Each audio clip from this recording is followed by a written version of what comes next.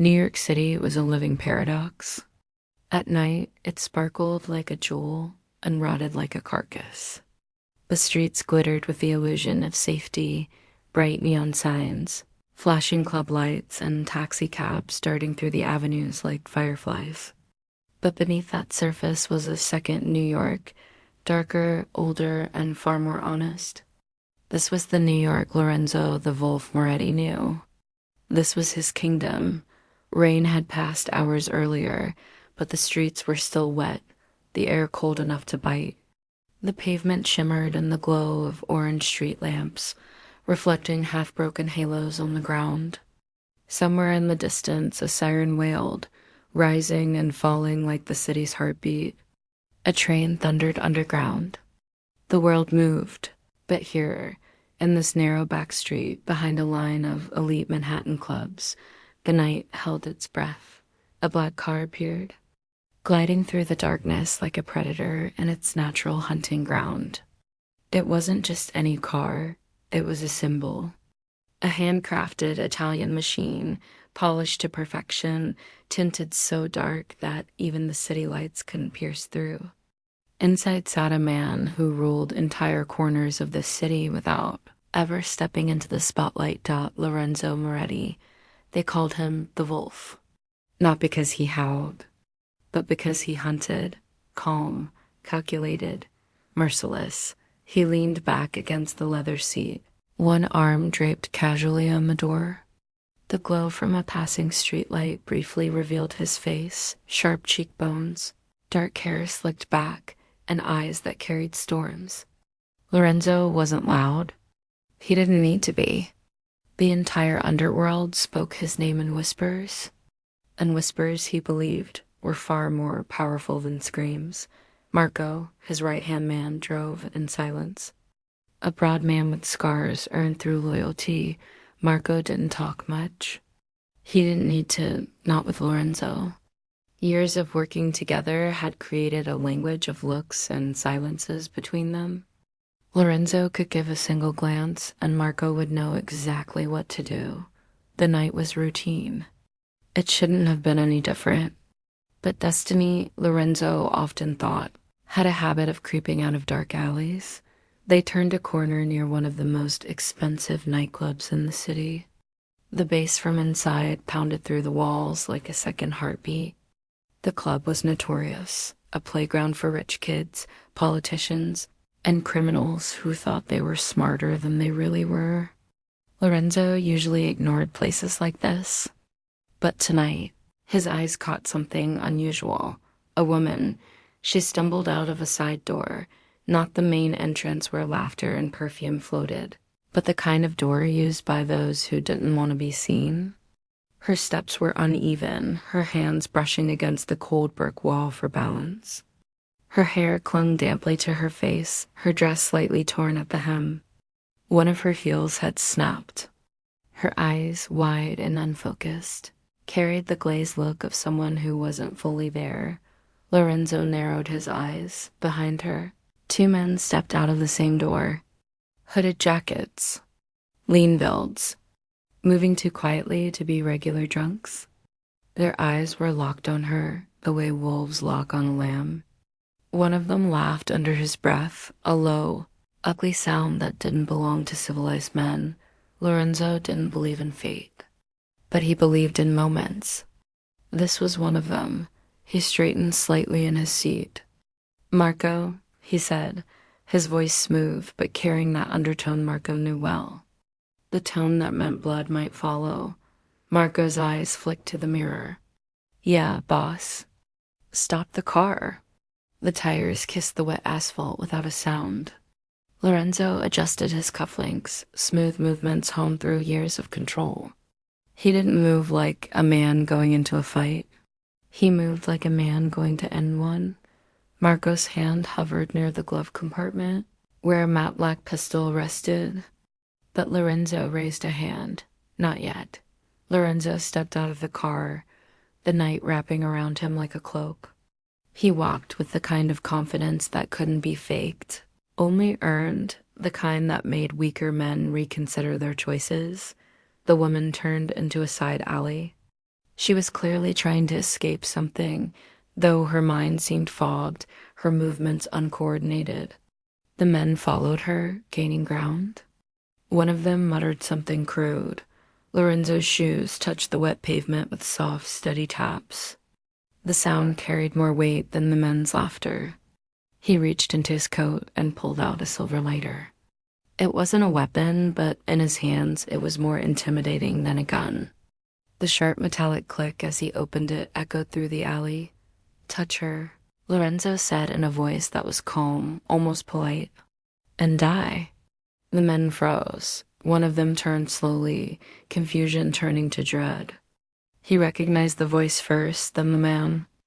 Everyone in the underworld did. The second man's eyes widened, and for a second he looked like he might run or cry. "Shit," he whispered.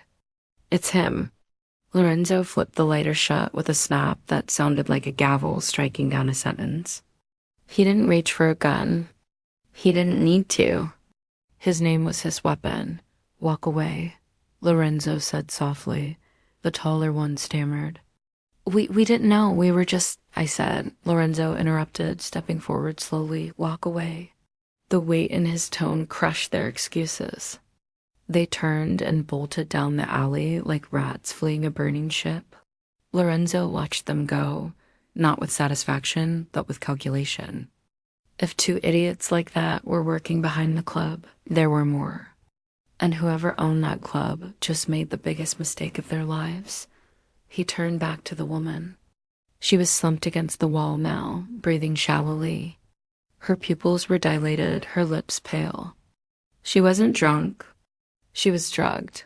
Lorenzo crouched beside her, careful to keep his movements slow. He didn't want to scare her. She'd already seen enough fear for one night. "Hey," he said softly. His voice no longer carried the edge it had moments ago. It was surprisingly gentle. "You're safe now." Her lips trembled as if she wanted to speak, but the words didn't come out right. She blinked slowly, unfocused. He could smell the faint, sweet trace of roofies on her. He'd seen this too many times. Human monsters were far more dangerous than the Mafia. Lorenzo slipped off his jacket and wrapped it around her trembling shoulders. She tried to lift a hand, maybe to push him away, maybe to hold on, but her body gave out. Without hesitation, Lorenzo lifted her in his arms. She weighed almost nothing. The world had forgotten chivalry. Lorenzo HEDN single quotes T. Marco was already out of the car, door open. "She okay?" "She will be," Lorenzo replied coldly. "Get us home." Marco nodded, sliding behind the wheel. As the car began to roll away, Lorenzo looked back at the alley. The neon lights blurred behind the tinted glass. Somewhere out there, the men who did this were still breathing, but not for long. The woman's head fell gently against his chest, her breathing uneven. Lorenzo wasn't a good man. He knew that, but there were lines even he wouldn't allow to be crossed. "Whoever touched you," he whispered under his breath, "won't touch anyone again." Morning arrived slowly over New York City, casting a pale gray light across the skyline. The mansion, with its high walls and iron gates, stood silent like a fortress from an older, bloodier time. The storm had passed, but inside, Lorenzo Moretti's world was just beginning to shift. He had spent the night standing by the window of his private study, hands in the pockets of his tailored black slacks, watching the rain roll off the roof like falling glass. He didn't sleep much, men like him rarely did. Sleep was for people who trusted the world. Lorenzo hadn't trusted anything since the night he became the wolf. Downstairs, Isabella stirred. That was the name Marco had found on her ID. Isabella Rossi, 23, a design intern at a Manhattan architecture firm. No criminal record. No shady connections, just an ordinary woman who had wandered into a place she didn't belong. Or perhaps someone had made sure she ended up there. The moment Isabella opened her eyes, she flinched. For a few seconds, the unfamiliar ceiling and ornate chandelier above her made no sense. Her heart pounded, her breath hitched. She sat up too fast and winced as the world spun around her. The last thing she remembered was a drink, a flash of faces she didn't recognize, hands brushing too close. Then the door opened with a soft click, and Marco stepped in. His broad frame filled the doorway, but his voice was surprisingly calm. "You're safe," he said simply. "You're in Mr. Moretti's house." She froze. Everyone in New York knew the name Lorenzo Moretti. They might not have seen him, but they knew the whispers. He wasn't a politician, but he had more power than half of City Hall. He wasn't a cop, but his rules kept entire districts under control. To some, he was the devil. To others, the necessary evil that kept worse monsters at bay. Why? "Why am I here?" Isabella whispered, clutching the blanket around her shoulders. Marco shifted slightly. "Because you were about to be taken. And the boss doesn't let scum touch what's innocent." Before she could ask more, another sound entered the room, the unmistakable rhythm of footsteps that belonged to someone who never had to hurry. Lorenzo. He stepped into the room, dressed in a black shirt with the sleeves rolled up, exposing forearms marked with faint scars. His presence filled the space like smoke, quiet but impossible to ignore. Isabella instinctively backed up a little, unsure whether to fear or trust the man standing before her.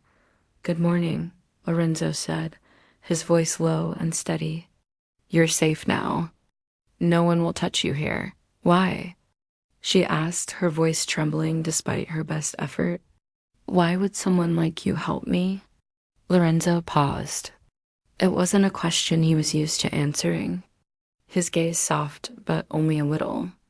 "Because," he said finally, "I don't let monsters roam free in my city. Except me." Downstairs, Marco received a phone call. He listened without speaking, then ended the call with a curt nod.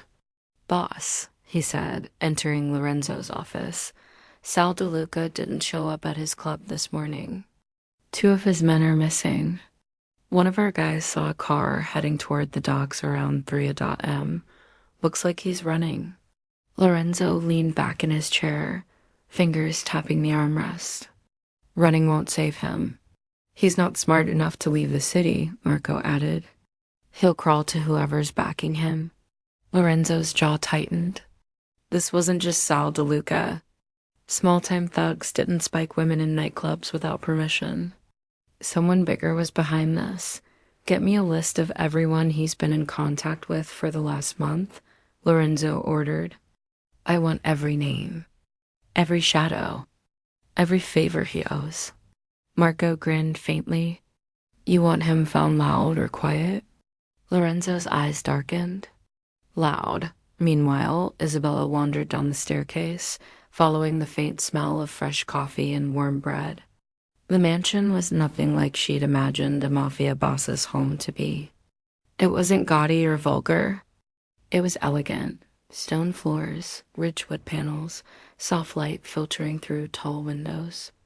Expensive but cold. Beautiful but dangerous. She found Lorenzo in the study again, reading a file. He didn't look up when she entered, but she felt his awareness like a weight in the air. "You shouldn't be walking around," he said calmly. "I don't want to stay here," Isabella replied quietly. "I want to go home." Lorenzo closed the file and finally looked at her. "Home?" he repeated. "You don't understand, Isabella. Someone drugged you. Someone planned to make you disappear. If I let you walk out now, you might not survive the week." "I can talk to the police," she insisted. He gave a short, humorless laugh. "The police? They'll make a report. The men who did this will read it, and then they'll finish what they started." She said nothing. Deep down, she knew he wasn't wrong. She had felt it, that helpless, terrifying moment in the alley when her body refused to respond. "I'm not keeping you here as a prisoner," Lorenzo said, leaning forward. "I'm keeping you alive." Something in his tone silenced her. There was no threat in it, but there was power. A kind of certainty that came from someone who had walked through hell and learned to command it. That night, while Isabella rested again upstairs, Lorenzo's war machine moved. Marco gathered the crew. Black SUVs lined up in the garage like a small army. Guns were cleaned. Phones were silenced. The wolf's hunt had begun. Sal DeLuca thought he could run. But he didn't understand that when the wolf marked someone, there was nowhere to hide. The convoy of cars moved through the city under the cover of darkness. Lorenzo didn't lead from the back. He was in the first car, sitting in silence, his mind already 10 steps ahead. The docks were quiet except for the creak of old wood and the slap of water against concrete. They found Sal's car parked quickly near a warehouse. Inside, Marco murmured. Lorenzo's men spread out, ghosts in black. 2 guards at the entrance didn't even have time to scream. Inside, Sal DeLuca sat on a crate, his face pale, sweat dripping down his forehead.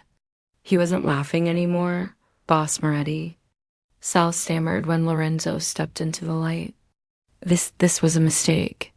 "I didn't mean for any of this." Lorenzo didn't speak. He simply walked forward until his polished shoes were inches away from Sal's trembling knees. "You touched what's mine," Lorenzo said quietly. Sal shook his head frantically. "I swear it wasn't me. It was a gunshot cracked through the night. Not a kill shot. Just a warning." The bullet grazed Sal's ear and lodged in the wall behind him.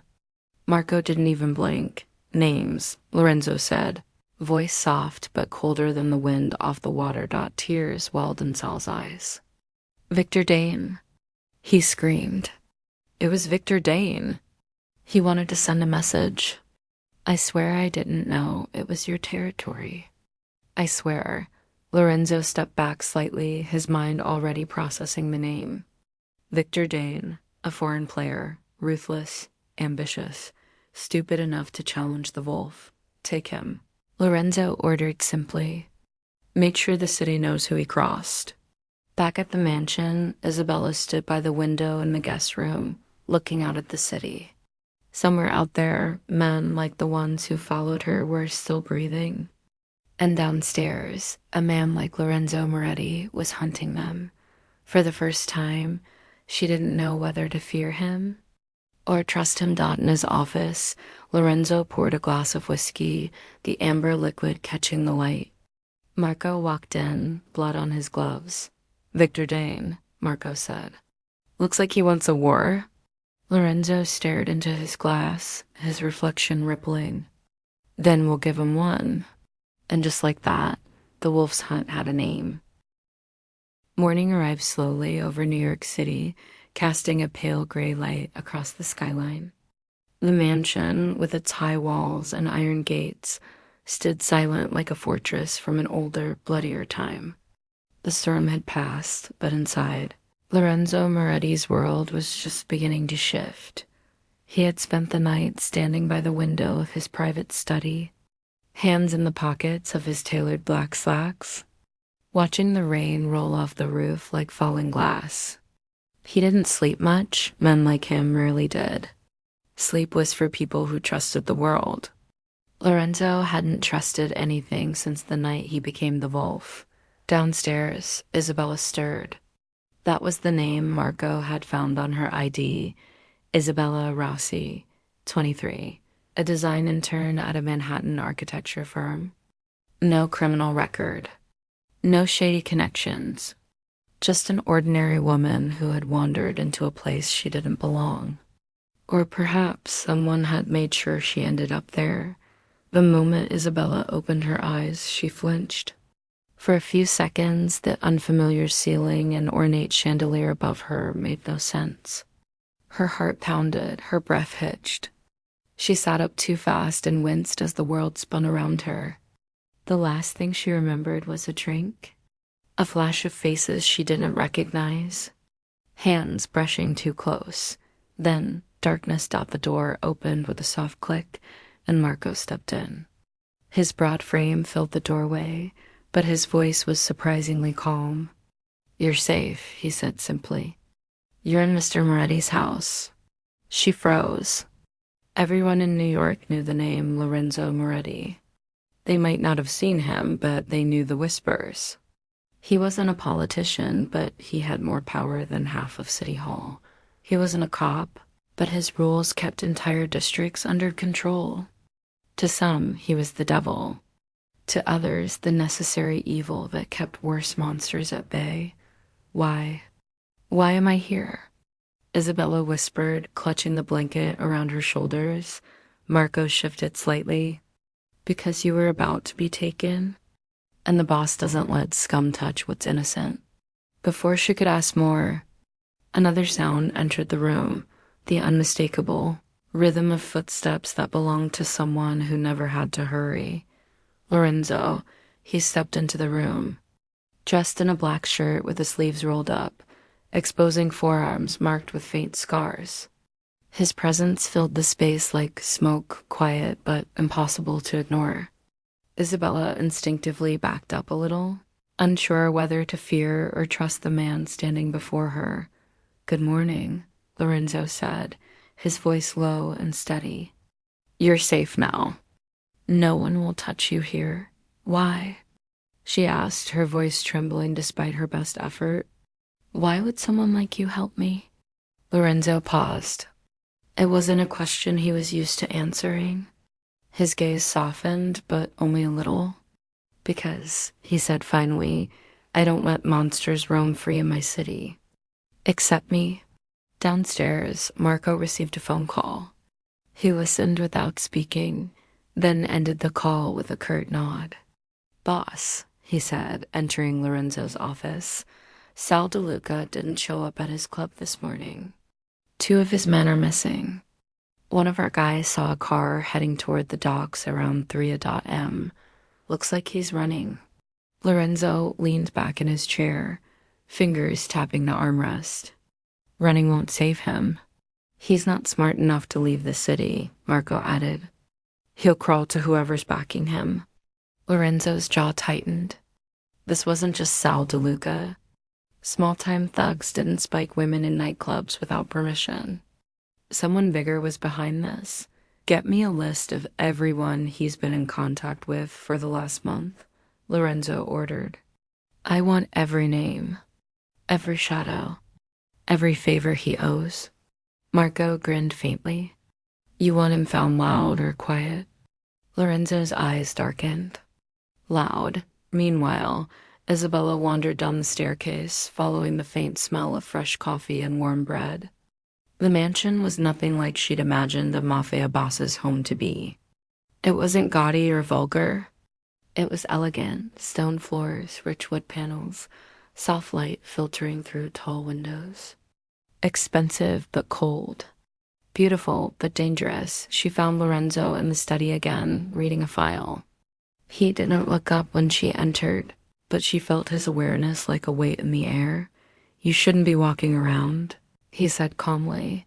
"I don't want to stay here," Isabella replied quietly. "I want to go home." Lorenzo closed the file and finally looked at her. "Home?" he repeated. "You don't understand, Isabella. Someone drugged you. Someone planned to make you disappear. If I let you walk out now, you might not survive the week." "I can talk to the police," she insisted. He gave a short, humorless laugh. "The police? They'll make a report. The men who did this will read it, and then they'll finish what they started." She said nothing. Deep down, she knew he wasn't wrong. She had felt it, that helpless, terrifying moment in the alley when her body refused to respond. "I'm not keeping you here as a prisoner," Lorenzo said, leaning forward. "I'm keeping you alive." Something in his tone silenced her. There was no threat in it, but there was power. A kind of certainty that came from someone who had walked through hell and learned to command it. That night, while Isabella rested again upstairs, Lorenzo's war machine moved. Marco gathered the crew. Black SUVs lined up in the garage like a small army. Guns were cleaned. Phones were silenced. The wolf's hunt had begun. Sal DeLuca thought he could run. But he didn't understand that when the wolf marked someone, there was nowhere to hide. The convoy of cars moved through the city under the cover of darkness. Lorenzo didn't lead from the back. He was in the first car, sitting in silence, his mind already 10 steps ahead. The docks were quiet except for the creak of old wood and the slap of water against concrete. They found Sal's car parked quickly near a warehouse. Inside, Marco murmured. Lorenzo's men spread out, ghosts in black. 2 guards at the entrance didn't even have time to scream. Inside, Sal DeLuca sat on a crate, his face pale, sweat dripping down his forehead. He wasn't laughing anymore. Boss Moretti. Sal stammered when Lorenzo stepped into the light. This was a mistake. I didn't mean for any of this. Lorenzo didn't speak. He simply walked forward until his polished shoes were inches away from Sal's trembling knees. You touched what's mine, Lorenzo said quietly. Sal shook his head frantically. I swear, it wasn't me. It was a gunshot cracked through the night. Not a kill shot. Just a warning. The bullet grazed Sal's ear and lodged in the wall behind him. Marco didn't even blink. Names, Lorenzo said, voice soft but colder than the wind off the water. Tears welled in Sal's eyes. Victor Dane, he screamed. It was Victor Dane. He wanted to send a message. I swear I didn't know it was your territory. I swear. Lorenzo stepped back slightly, his mind already processing the name. Victor Dane, a foreign player, ruthless, ambitious, stupid enough to challenge the wolf. Take him. Lorenzo ordered simply. Made sure the city knows who he crossed. Back at the mansion, Isabella stood by the window in the guest room, looking out at the city. Somewhere out there, men like the ones who followed her were still breathing. And downstairs, a man like Lorenzo Moretti was hunting them. For the first time, she didn't know whether to fear him or trust him. In his office, Lorenzo poured a glass of whiskey, the amber liquid catching the light. Marco walked in, blood on his gloves. Victor Dane, Marco said. Looks like he wants a war. Lorenzo stared into his glass, his reflection rippling. Then we'll give him one. And just like that, the wolf's hunt had a name. Night fell like a velvet shroud over New York City. The air was colder now, sharp enough to sting the skin, and the clouds hung low over the skyline. Lorenzo Moretti stood at the balcony of his private office, cigarette burning slowly between his fingers. He wasn't looking at the view. He never really did. He was watching the streets below, the movement of cars, the rhythm of the city he controlled like a chessboard. Marco entered quietly. He never knocked. We found him, boss. Lorenzo didn't turn. Victor Dane? Marco nodded. He's been staying at the Black Harbor Hotel, top floor. Heavy security. We've seen at least a dozen armed men coming and going. He's not hiding. He wants us to know where he is. Lorenzo exhaled a cloud of smoke into the night. He wants a war. He's going to get one, Marco replied with a grin that didn't quite reach his eyes. Lorenzo finally turned to face him.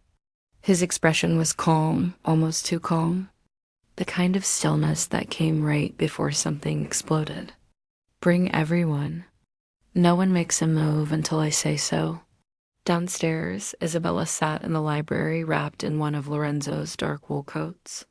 She still felt like a stranger in this house of shadows and silence. But something had changed. She wasn't terrified anymore. Not exactly. There was a strange sense of safety, the kind that came not from feeling protected, but from knowing no one would dare hurt her while she was under his roof. She stared into the fire, lost in thought, until she heard footsteps behind her. Can't sleep? Lorenzo's voice carried that quiet authority she had come to recognize. She turned. How can anyone sleep in this house? He smirked faintly, stepping closer. Most people can't. but the ones who belong here don't sleep much anyway. Belong here? She asked, almost whispering. Lorenzo didn't answer immediately. You're here because someone tried to hurt you? Until I find him, yes, you belong here. She lowered her gaze. I don't understand why you're doing this. You don't even know me. I don't need to, Lorenzo replied. You were under my protection the moment I stepped into that alley. The next day, the Moretti mansion turned into a war room. Long wooden tables were covered with maps, photographs, and intel reports. Lorenzo's most trusted lieutenants gathered around, men with scars and hard eyes. Bound not by contracts but by blood and loyalty, Victor Dane, Lorenzo began, tossing a black and white photo onto the table. He's not from here. Eastern Europe, ex-private military. Moved guns and drugs through Chicago before he decided to step into my city. Arrogant bastard, one of the lieutenants muttered. He's making a point, Marco added. Hitting the club, taking girls, expanding through the docks. He wants to carve out a piece of Manhattan. Lorenzo's gaze swept across the room. This city isn't a cake to be shared. It's a throne. And he just tried to sit on it. Meanwhile, Victor Dane was exactly where Marco said he'd be, the top floor of the Black Harbor Hotel. The man was built like a soldier, buzz-cut hair, tattoos running down his arms, the kind of presence that made lesser men sweat. Around him, armed guards moved like shadows. He leaned back in his chair, smirking as he watched a digital map of the city on a screen. Moretti won't do anything, Victor said to one of his men. He's old blood, the type that makes threats in the dark. I make war in the light. The man nodded nervously. Even Victor's own crew didn't trust him fully. He wasn't like Lorenzo. He didn't inspire loyalty, only fear. Victor poured himself a drink. The Wolf had his time. Now it's mine. He didn't save a small tracking drone hovering 3 blocks away. Marco was already watching. That night, Lorenzo called Isabella to the study. She hesitated before entering, unsure whether she was walking into another storm. He sat behind his desk, sharp as a blade in a black suit. Sit, he said softly. It wasn't a request, she sat. I won't lie to you, Isabella. The man behind what happened to you is dangerous. He's not like those idiots in the alley. He's worse. He deals in power, not mistakes. She swallowed. Are you going to kill him? Lorenzo leaned back, folding his hands. Killing him isn't the goal. Erasing him is. The way he said it made her shiver. There was no rage in his voice, just certainty. Cold. Final dot hours later. The convoy of SUVs rolled through the streets again. This time, it wasn't a warning. It was a declaration. Black Harbor Hotel loomed over the street like a steel giant. Victor's men were armed, but Lorenzo's crew was patient and precise. Silencers whispered through the night. Security dropped before alarms could sound. Lorenzo entered the lobby like a king returning to his palace. Not a single drop of blood touched his suit. His presence alone seemed to silence the building. On the top floor, Victor sat with his glass of whiskey, a smug grin on his face, until the door burst open. Marco dragged one of Victor's men to the floor, gun pressed to his skull. Lorenzo walked in behind him, slow and calm. Victor, Lorenzo said. You should have stayed in the shadows. Victor rose to his feet. And you should have died with the old world, Moretti. The city doesn't belong to wolves anymore. Lorenzo smiled faintly, the kind of smile that made grown men flinch. Then let's see who survives the night. Gunfire erupted like thunder in the hallways. Victor's men were tough, but Lorenzo's crew was a machine forged in blood. The fight was close, brutal, unforgiving. Marco moved like a ghost, dropping men with silent precision. Lorenzo didn't hide behind his soldiers. He was in the center of the storm. The 2 men finally faced each other in Victor's suite, glass crunching under their boots. Victor swung first, fast, brutal, military trained. But Lorenzo fought like a predator, patient, controlled, lethal. When Victor tried to reach for his gun, Lorenzo kicked it away, grabbed him by the collar, and slammed him into the wall. "You came to my city," Lorenzo growled. "You touched my people. You touched her." Victor spat blood. "I'll burn your empire." Lorenzo's voice dropped to a whisper. "Then I'll bury you in the ashes." The final blow sent Victor to the floor, alive, defeated.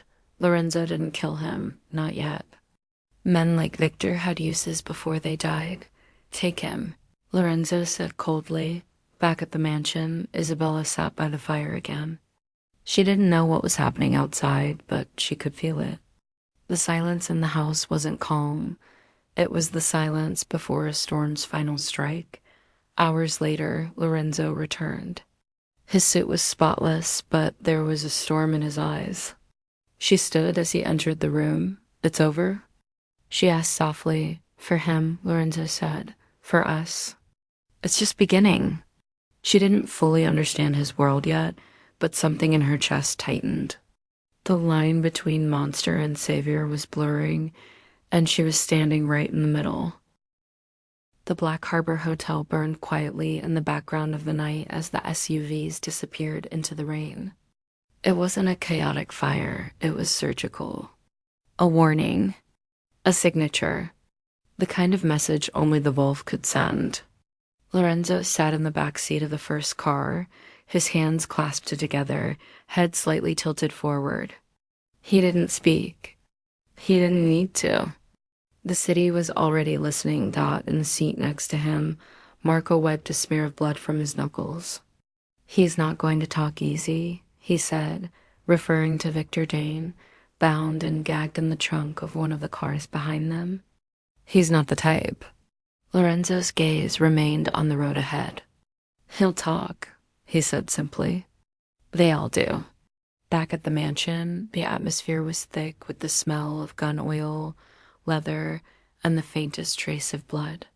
Guards moved silently through the halls like trained shadows, their faces unreadable.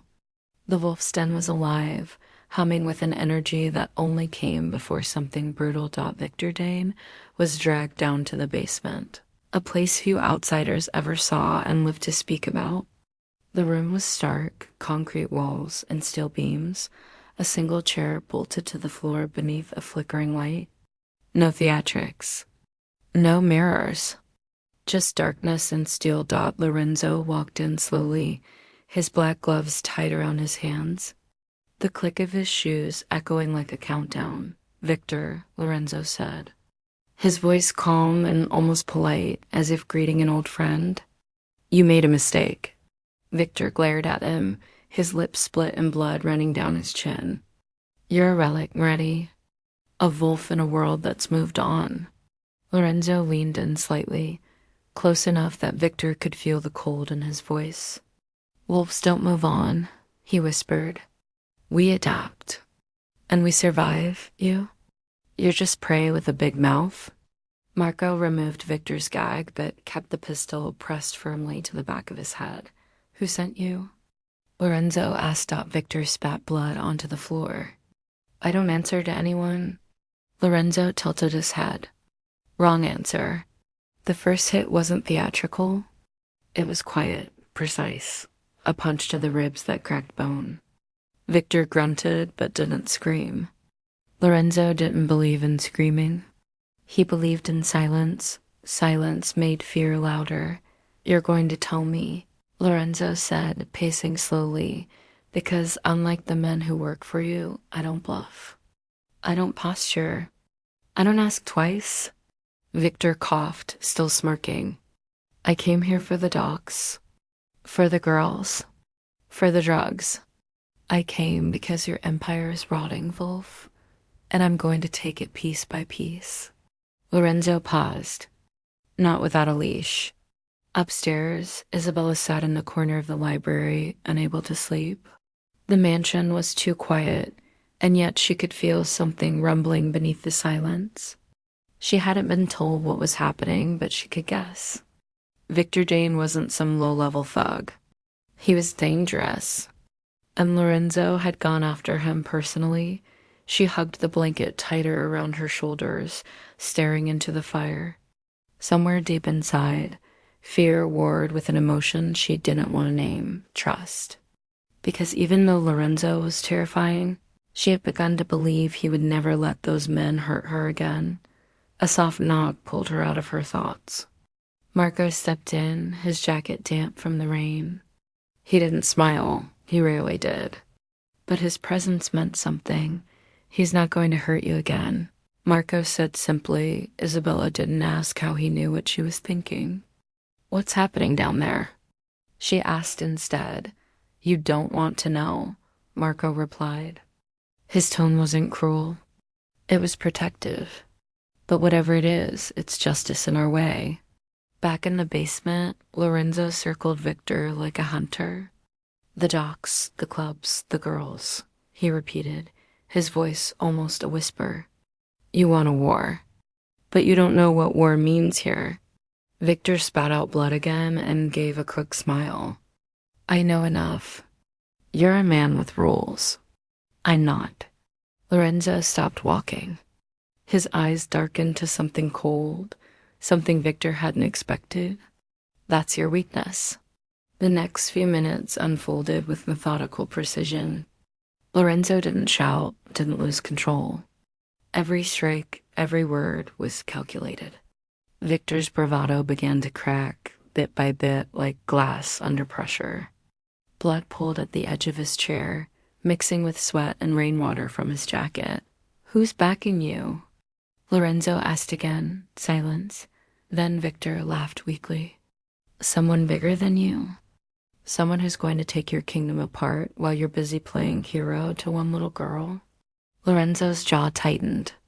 You should choose your words carefully when you talk about her. She's nothing, Victor sneered.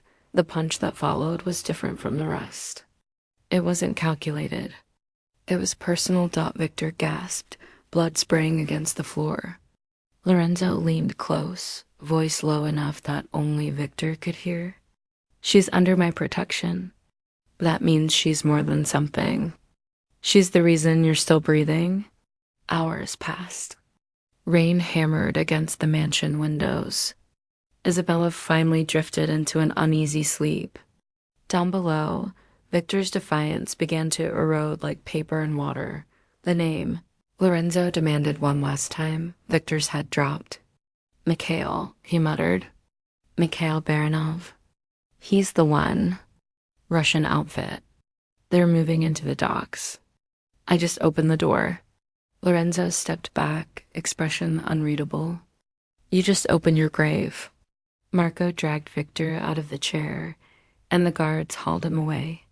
Lorenzo remained in the basement, standing in the flickering light, the word Mikhail echoing in his mind like a trigger. This wasn't about a nightclub anymore. It wasn't even about Isabella. It was about a war that stretched beyond New York, and Lorenzo Moretti had just declared it his, upstairs.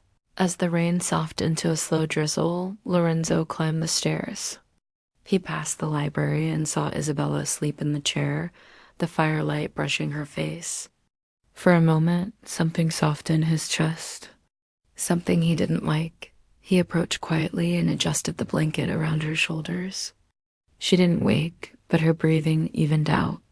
As if some part of her knew she was safe, he whispered to the empty room, "They'll never touch you again." Then he turned, and the wolf walked back into the darkness to prepare for war. Asterisk. New York City was quiet in the way a loaded gun is quiet, tension humming beneath the surface, a storm waiting to break. It had been only 3 days since Victor Dane was dragged into Lorenzo Moretti's basement and whispered the name that changed everything. Mikhail Baranov. The Russian. A name that carried the weight of war. Lorenzo sat in his study, leaning over a map of the city. Red markers dotted the docks, clubs, and distribution routes. Blue pins marked his own network, and black pins, those belonged to the Russians. They were spreading like a sickness, fast and precise. He hated precision when it wasn't his dot. Marco entered, holding a tablet and a look that meant trouble. Boss, he said, they hit one of our shipments last night. Pier 17. We lost everything. Lorenzo's jaw tightened. Casualties? 2 men. Both loyal. They didn't talk. Lorenzo stared at the map, his fingers drumming slowly against the table. Mikhail wasn't testing the waters anymore. He was making a statement. Where was security? Lorenzo asked. They bypassed the grid, Marco replied. Clean, professional. This wasn't street trash. This was military-level precision. Lorenzo exhaled slowly. Mikhail was Spetsnaz. He's not here to play games. Meanwhile, at a heavily guarded warehouse on the edge of the Brooklyn docks, Mikhail Baranov was giving his own orders. He was tall, broad-shouldered, with a cold, calculating stare. His accent was thick, his smile thin. He wasn't like Victor Dane, he wasn't reckless. He was methodical. A tactician. Moretti is weak, Mikhail said to his second-in-command. He pretends to be a wolf, but wolves can bleed. We will take his docks, his men, and his throne, slowly, so he can watch it burn. His lieutenant smirked. And the girl? Mikhail's eyes narrowed with amusement. She is the crack in his armor. Every strong man has one. We will find her, and when we do, we will make him watch. Back at the mansion, Isabella had grown used to the cold elegance of Lorenzo's world. She still didn't understand it fully, but she had learned to read its rhythms. Guards didn't talk much, but they moved like a silent army. Every door was watched. Every phone call mattered. She found Lorenzo in the study again, the map spread out before him. He didn't look up when she entered, but she felt the pressure in the air, like something heavy was closing in. What happened? She asked softly, or, he answered simply. She hesitated, stepping closer. Because of me? His eyes lifted then, sharp and intense. No, because they made the mistake of touching what's mine. Her heart stuttered at the way he said it. Not like a possession, more like a vow. That night, the mansion's defenses doubled. Extra cars patrolled the perimeter. Men with rifles took positions on the roofs. Inside, Marco coordinated with Lorenzo's captains in hushed tones. Something was coming. Everyone felt it. Boss, Marco said quietly. Our informants say Mikhail's people are moving in tonight. They want to take Pier 19. If they get it, they'll control half the water routes in the city. Lorenzo stood. Then we take it back before they even touch it. Pier 19 was cold and silent, the water black as ink under the moon. Shipping containers stood like silent giants. The faint hum of engines came from the distance. Lorenzo's convoy arrived like a shadow army, black SUVs, no headlights, boots splashing against wet pavement. Positions, Marco whispered into his radio. Men spread out, surrounding the pier with deadly precision. Lorenzo adjusted his gloves. His eyes locked on the approaching vehicles. Russians, dozens of them. Mikhail wasn't hiding either. The first shot cracked the silence like lightning splitting the sky. Chaos erupted. Gunfire echoed across the docks, muzzle flashes strobing in the dark. Men shouted in English and Russian. Boots pounded on metal. Lorenzo moved like the predator he was, calm in the storm. Bullets hissed past him, but his focus never wavered. This wasn't just a fight. This was a message. Marco and his men held the flanks, cutting down anyone who got too close. The Russians were skilled, but Lorenzo's soldiers weren't just fighters. They were loyal. And loyalty made men dangerous. In the distance, a shadow emerged, tall, broad. Mikhail. Their eyes met across the pier. 2 wolves in a storm. Mikhail smirked and shouted through the chaos. You can't protect everyone, Wolf. Lorenzo raised his pistol slowly, almost elegantly. Watch me. The 2 men moved toward each other like gravity itself was pulling them together. This wasn't the kind of fight that ended in one night, but tonight, one of them would bleed. Meanwhile, back at the mansion, Isabella stood by the window, watching the distant flicker of lights on the horizon. She didn't know what was happening out there, but she could feel it, like a storm pounding just outside the walls. One of the guards approached her. "Miss Rossi, it's not safe up here. We need to move you downstairs." She nodded, but her hands were shaking. She wasn't used to fear that came from silence. On the pier, the battle tightened. Men screamed, bullets flew, and the air smelled like gunpowder and salt. Lorenzo ducked behind a container, his breathing steady. He spotted Mikhail's men trying to flank Marco's crew and gave a silent signal. Within seconds, the ambush was turned around.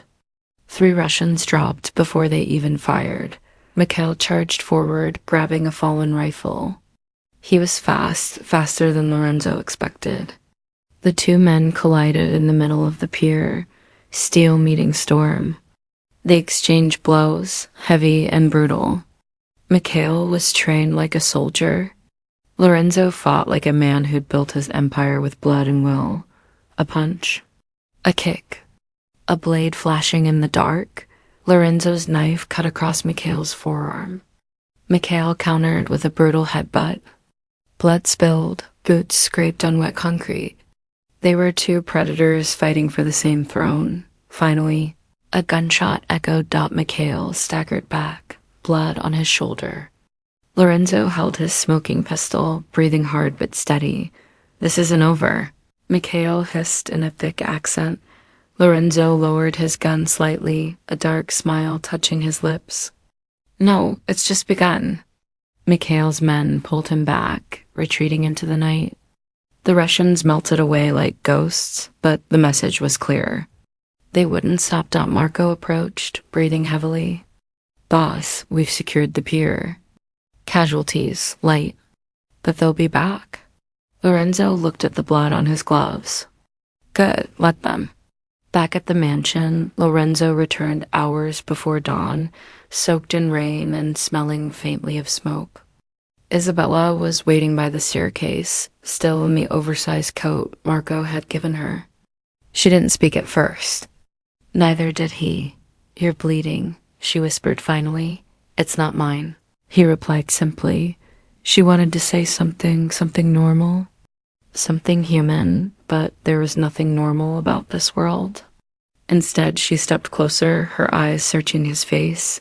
"Did you win?" Lorenzo met her gaze, voice low. "I didn't lose." For a moment, the wolf and the girl stood in silence, the world outside their walls burning. He didn't touch her. He didn't have to. His presence alone was enough to promise one thing: as long as he breathed, no one would touch her again. Dawn crept over New York like a thief, painting the sky in bruised shades of gray and gold. The city was waking up, unaware that, beneath its glittering surface, a war had already begun. Lorenzo Moretti stood alone on the balcony of his mansion, a fresh cut on his knuckles and the faint burn of gunpowder still in his lungs. Below him, the courtyard buzzed with quiet movement. Black SUVs lined up in rows. Men checked their weapons and whispered orders. The pier battle had ended hours ago, but it hadn't felt like a victory. Mikhail Baranov had been wounded, but not broken. And Lorenzo knew men like Mikhail didn't retreat. They regrouped. The wolf could smell the storm on the wind. Marco approached from behind, holding a black folder. "Pier 19 is secure," he reported. "Our people are locking it down. But we lost 5 men. 2 more in critical condition." Lorenzo exhaled slowly, the sound quiet but heavy. "And the Russians? They're moving fast. They've taken over the old steel yard in Red Hook. They're bringing in more men. And guns." "Good," Lorenzo said, lighting a cigarette. "The closer they get, the easier it is to crush them." Marco tilted his head. "They'll hit back hard, boss. I'm counting on it." Upstairs, Isabella Rossi watched the city from the tall windows of the guest room. She hadn't slept all night. She didn't need anyone to tell her something big had happened. The blood on Lorenzo's gloves when he returned was enough. She hugged her knees, trying to understand how her life had gone from late-night drinks at a club to living inside a fortress built by a mafia boss. And yet, she didn't feel unsafe. That terrified her more than anything. The door opened softly and Lorenzo stepped in. No suit this time, just a black shirt, sleeves rolled up, bruises still fresh on his arms. He didn't say anything at first. He simply walked to the window beside her, hands in his pockets. They'll come for me, won't they? She whispered. Lorenzo didn't look at her. They'll try, and you? She asked. Why are you doing all this? I'm just some girl who got drugged at a bar. He finally turned, his eyes sharper than the city skyline. No, you're the line they crossed. For a heartbeat, the room was silent. Then he added softer, and when wolves make promises, they keep them. Elsewhere in the city, Mikhail Baranov leaned back in a leather chair, his left arm bandaged. His lieutenant handed him a glass of vodka, which he downed in one gulp. Around him, armed men planned their next strike. He's dangerous, one of them muttered. Mikhail chuckled darkly.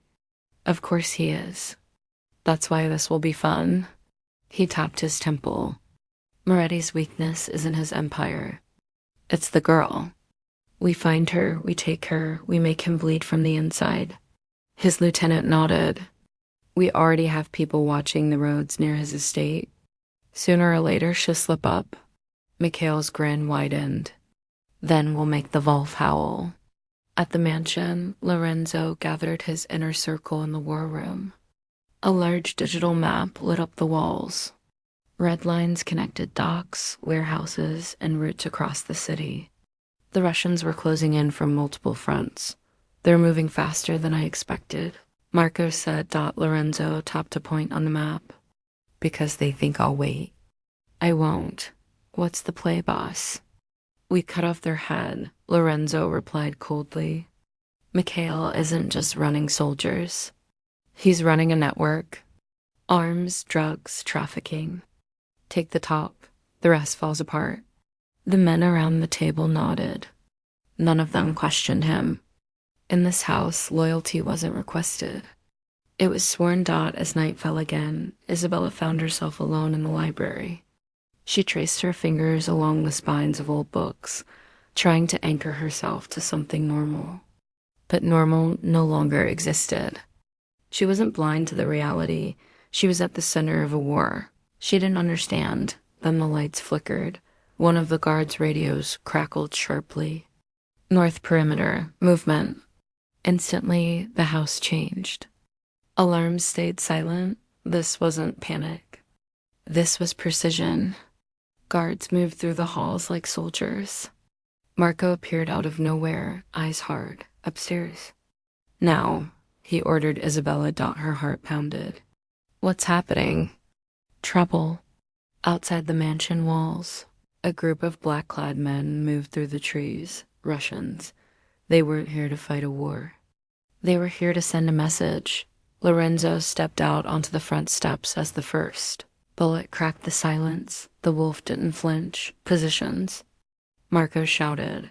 Gunfire erupted, loud and brutal, echoing across the estate. Lorenzo's men returned fire, turning the gardens into a battlefield. Isabella watched from the second floor, heart in her throat, as tracer rounds lit up the night like sparks from hell. One of the Russians tried to flank the house. He never made it past the gate. Marco was faster, boss. A guard yelled. They're pushing from the east side. Lorenzo moved through the chaos like a blade through smoke. Calm, lethal. He shot one man through the shoulder, then another through the throat. There was no hesitation. No mercy. This was his world, but the Russians were amateurs. In the middle of the gunfight, a second unit slipped toward the back of the house. Isabella heard the creak of a window. A shadow climbed through before she could scream. A hand clamped over her mouth. Shoo! A rough voice hissed in her ear, thick with a Russian accent. Your Wolf can't save you now. Lorenzo caught sight of movement on the security monitors. A surge of cold fury sliced through his chest. Marco, upstairs, now. He ran before anyone could stop him. Every step thundered through the hallway. He reached the library just as one of the men tried to drag Isabella toward the window. The sound that left Lorenzo's throat wasn't a shout. It was a growl. The man turned, gun half raised. Lorenzo fired first. Blood sprayed against the wall. The Russian collapsed, lifeless. Lorenzo grabbed Isabella and pulled her behind him as another man lunged from the shadows. Lorenzo didn't even need his gun this time. He broke the attacker's arm with a single twist and sent him crashing into a bookcase. The last Russian tried to run. He didn't make it to the door. When the shooting finally stopped, the mansion was silent again, except for Isabella's shaking breath. Lorenzo turned to her, his hands still warm with violence, and gently brushed a strand of hair from her face. "You're safe," he said quietly. She was trembling, tears in her eyes, but she didn't look away from him. "You came, always." Outside, the surviving Russians were dragged to the courtyard. Marco's men stood like a wall, weapons lowered but ready. Mikhail's message had been clear, but so was Lorenzo's reply. He walked out with Isabella standing behind him at the doorway, a deliberate move. A declaration. He looked down at the surviving Russian. "Go back to your boss," Lorenzo said, voice cold as winter. "Tell him what happens when you touch what's mine." The man spat blood. "He'll burn you alive." Lorenzo smiled faintly. "Then he better bring gasoline." Later that night, the house returned to its eerie calm. Isabella sat on the couch, still wrapped in a blanket. Her pulse was steady now, but the memory of the attack clung to her skin like smoke. Lorenzo sat across from her, still wearing blood on his hands and calm on his face. "I can't stay here forever." She whispered, double quotes, "Yes, you can," he said softly. "As long as this war is mine to fight." She met his gaze. "And if they come again?" Lorenzo leaned forward, his voice a vow carved in stone. "Then I'll kill them all." For the first time, she believed him completely. Outside, the wind howled over the estate. The war with Mikhail Baranov had crossed a line that could never be uncrossed.